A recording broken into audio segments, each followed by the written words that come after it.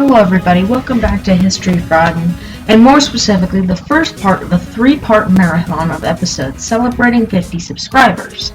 Today's topic is, was the Boston Massacre really a massacre, and who started the conflict? I'd like to begin by addressing bias here.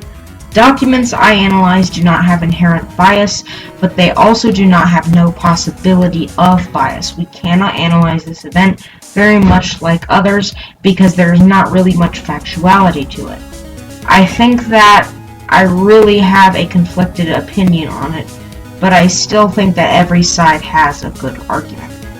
I would first like to analyze the side of the British, because they are often blamed for inciting a massacre and murdering innocent people, but there is a defense for them. This defense is that the colonists confused them into believing they had orders to fire, and attacking the British soldiers to incite the quote-unquote massacre. They also somewhat overreacted to it by calling it a massacre, which, no. That's completely wrong, and offensive to people who know what a real massacre is. They're diminishing the real massacres of history. This certainly may seem like a baseless accusation on my behalf, but as always, I have real proof of this. These quotes are directly stated by someone in support of Britain at this point in history, which means it is very likely biased. But all we can really do is make opinions on circumstances, because that's all we have. These quotes, however, are as follows. On Monday night at about 8 o'clock, 2 soldiers were attacked and beat. But the party of townspeople, in order to carry matters to the utmost length, broke into 2 meeting houses and rang the alarm bells, which I suppose was for fire as usual, but was soon undeceived. About 9 of some of the guards came to me and informed me the town inhabitants were assembling to attack the troops, and that the bells that were ringing as the signal for that purpose and not for fire, and that the beacon intended to be fired to bring in the distant people of the country. This, as I was the captain of the day, occasioned my repairing immediately to the main guard. In my way there I saw people in great commotion, and heard them use the most cruel and horrid threats against the troops.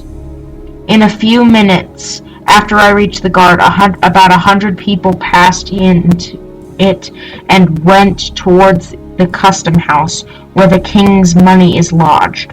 They immediately surrounded him, the sentry posted there, and with clubs and other weapons threatened to execute their vengeance on him. I was soon informed by a townsman their intention was to carry off the soldier from his post and probably murder him, on which I desired him to return for further intelligence, and he soon came back and assured me he heard the mob declare that they would murder him.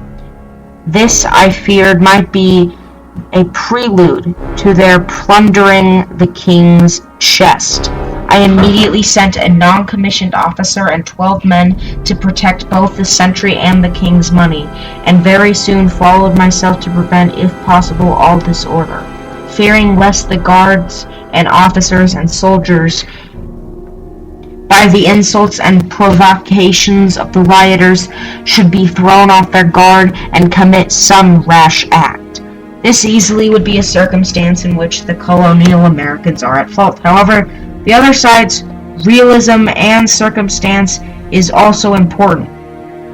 The colonial Americans defended themselves by saying that they should not have fired. However, calling out, "I dare you to fire," after attacking armed soldiers while heavily drunk is a terrible idea in that situation. Under the circumstances of the British argument, the colonists were heavily aggressive and idiotic with their handling of the situation, and they overreacted to the event afterwards. However, the British should have been more careful to the trigger, and under the circumstances of the colonist argument, the British attacked them and should not have fired whatsoever at innocent civilians, but the colonists still did not do a good job of handling it.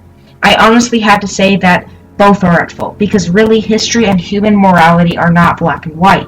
The British did bad and innocent things, and so did the colonial Americans.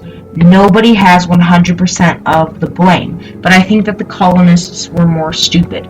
The colonists were more stupid and violent, but the British were more rash and weak. That does it for History Fragen Episode 3. But please, feel free to tell me what you think in the comments down below. Be safe!